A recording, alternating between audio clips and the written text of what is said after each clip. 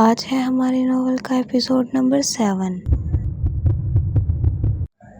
تو سامنے یہ آیت تھی، اور جب وہ لوگ اس کتاب کو سنتے ہیں جو پیغمبر محمد صلی اللہ علیہ وسلم پر نازل ہوئی، تو تم دیکھتے ہو کہ ان کی آنکھوں سے آنسو جاری ہو جاتے ہیں، اس لیے کہ انہوں نے حق بات پہچان لی، اور خدا کی جناب میں عرض کرتے ہیں کہ اے پروردگار، ہم ایمان لے آئے ہیں تو ہم کو ماننے والوں میں لکھ لے۔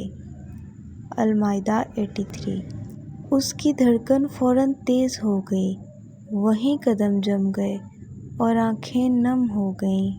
انہیں پرنم آنکھوں سے مسکرا کر اس روشن آیت پر ہاتھ پھیرتے ہوئے کہنے لگیں، او فاطمہ، تم کیا جانو تمہارا رب ان بہتے آنسوؤں کی کتنی قدر کرنے والا ہے۔ فاطمہ شہر کے اس علاقے میں پہلی بار آئی تھی۔ یہ وہ علاقہ تھا جہاں مڈل کلاس فیملیز رہتی تھیں۔ ایک ہی دیوار کے ساتھ جڑے ہوئے گھروں میں رہنے والے آپس میں بھی جڑ کر رہنا جانتے تھے۔ فاطمہ قرۃ العین کی والدہ سے ملنے کے بعد گھر سے نکل آئی تھی۔ گلی میں بچے آپس میں کھیل رہے تھے۔ اس گلی کے کونے پر چاچا سلیم گاڑی میں اس کا انتظار کر رہے تھے۔ فاطمہ اپنے خیالوں میں گم چلے جا رہی تھی کہ اچانک آس پاس کھیلنے والے بچوں نے اسے سلام کیا۔ وہ حیرت سے متوجہ ہوئی۔ بچے سلام کرنے کے بعد دوبارہ سے کھیل میں مصروف ہو گئے۔ اس نے بھی جواب دیا تو ایک بچی بھاگتی ہوئی اس کے پاس آئی۔ آپی، آپی، آپ باجی کی دوست ہیں؟ وہ ننھی سی بچی پرجوش انداز میں پوچھ رہی تھی۔ باجی کون؟ فاطمہ نے نیچے جھکتے ہوئے پیار سے اس کا گال کھینچتے ہوئے کہا، اینی باجی، آپ ان کے گھر سے آ رہی ہیں نا؟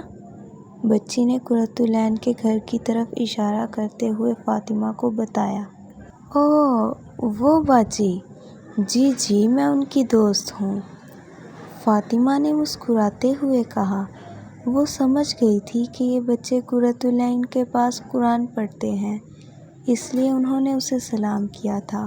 اسے ہی نہیں بلکہ وہ ہر آنے جانے والے کو سلام کر رہے تھے، بالکل قرۃ العین کی طرح۔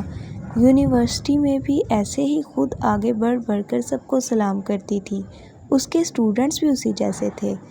بچی دوبارہ سے کھیل میں مصروف ہو چکی تھی۔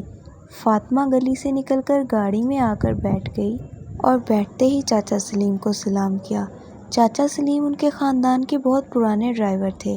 ان کی پوری فیملی فاطمہ کے گھر سرونٹ کوارٹر میں رہتی تھی اور ان کے گھر کا سارا کام کاج کرتی تھی۔